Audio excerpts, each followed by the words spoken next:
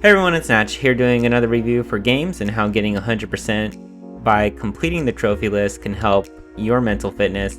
Please keep in mind everything here is just my opinion based on my own life experiences. There are some professional studies that would suggest I'm on the right track, but for now, I'm here to just spread the word and help people look at gaming as more than just entertainment. So with that, let's jump right in. Today I'm going over Remnant from the Ashes, Remnant for short, developed by Gunfire Games, released in 2019. You can play Remnant offline or online. There was a trophy that originally required online multiplayer, but that is not required if you have the DLC, so as long as you have that, an online connection is not required to complete this game. I had never heard of Remnant before playing it, but having seen the trailer, it looked like it would be pretty fun. Having now completed the game, I would say it's a mixed bag for me, to be honest, but I did like the gameplay a lot, and the trophy list really did exceed my expectations, so kudos to Gunfire Games for that. Okay, so before we get into the fun stuff, some of you might be asking, is this appropriate for kids to play? In short, maybe, but let's take an organic look at it anyways. The ESRB rating for Remnant is mature, 17 and older, for blood, strong language, and violence. Although I understand ESRB's rating, I would actually say Remnant is fine for teen, 13 and older. Without spoiling the story, the game is set on a dystopian Earth where mankind must fight against an invasive species. There is little, if any, complexity to that narrative, and the violence is not overly gruesome or grotesque, and most importantly, rarely involves human-on-human combat. The player kills non-humans with both realistic and unrealistic weapons and abilities. There may be considered some strong language used, but it is not common and understandable in the context it's used. So with all that in mind, I would argue Remnant is suitable for teen.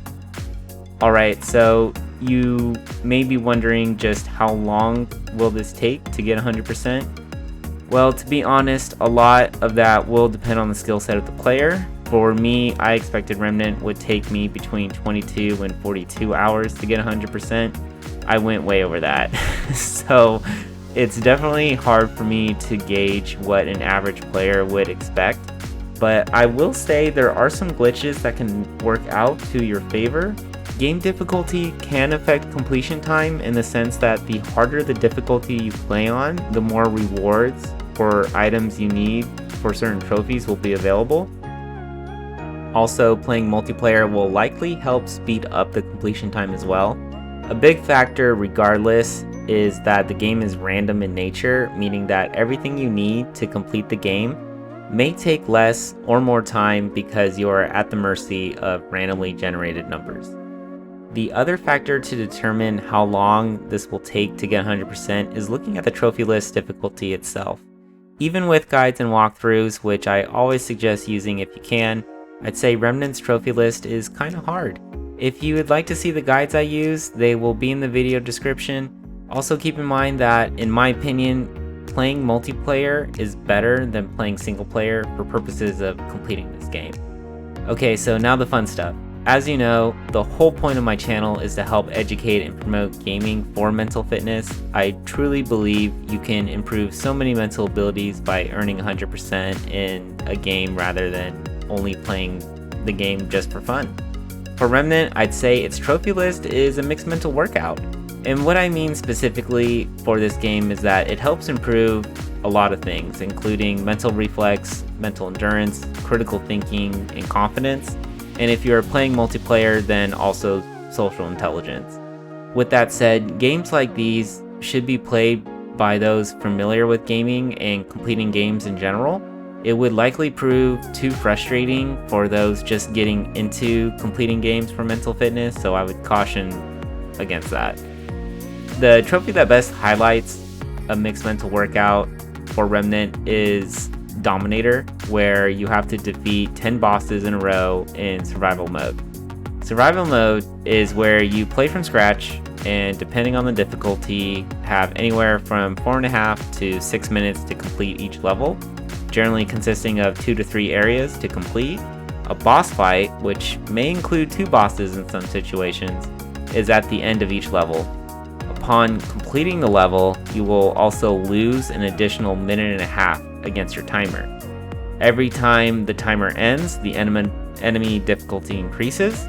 The goal is to have a higher level than enemy level at all times, which is nearly impossible to do in later stages as enemy health and defense continually increase, but your damage output does not. If you die, you must restart the whole process all over again, and all gear and abilities you had earned on your prior run will reset.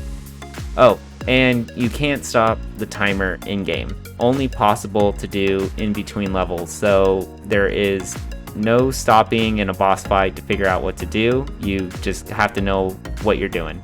So needless to say, this is a challenge. There are arguments out there for playing solo rather than multiplayer for this, but in my experience, playing multiplayer was how I earned the trophy. But it was still a lot of trial and error and research on how to fight certain bosses, and definitely a lot of communication with my teammate was needed. There were plenty of strategies out there, but what worked for me and my friend was something different than all that. So also keep a lookout for that guide if you haven't seen it already. And the bonus lesson here to be learned is to be mindful of your team's strengths and weaknesses when you're playing anything, or really just doing anything in your real life. Don't expect to accomplish tasks as efficiently as possible if you are not playing to your team's strengths. This is also why I feel Remnant would be great for teens, because the earlier you have this mindset, the better you'll be prepared for the future. So it's a great teachable moment for parents, looking to educate their kid on that. Again, just nice thing to have in there. And before we call it a wrap, let's talk a little bit about improvements. When I think about trophies that would have reflected Remnant and have been helpful for mental fitness, I do think speedruns and deathless runs should have been added. It would have been a great addition to see that implemented, and the random factor of the game does bring an interesting and really a more realistic twist. So hopefully that is utilized in future installments or a variety of that. Okay, and that's a wrap. Again, I really enjoyed playing Remnant. I would highly recommend playing it if you're looking to get a mixed mental workout. For me, Remnant really helped me build social intelligence. And if you have questions about this game or mental fitness, or just want to share your experience with Remnant, feel free to leave a comment or message me. I will do my best to answer any questions in a reasonable time. Alright everyone, that's another review in the bag. If you would want to watch me play live and even join in on my multiplayer games, follow me on Twitch. If you would like to hear more about mental fitness, my game previews, and initial impressions, then go on over and follow my Instagram. If you would like to help choose what game I should play next, or guess how long my next game will take, you can do that on Twitter/X. That's where I do all my polls, so keep a lookout there. And finally, as always, thanks for watching, and I'll see you all on the next video. Bye!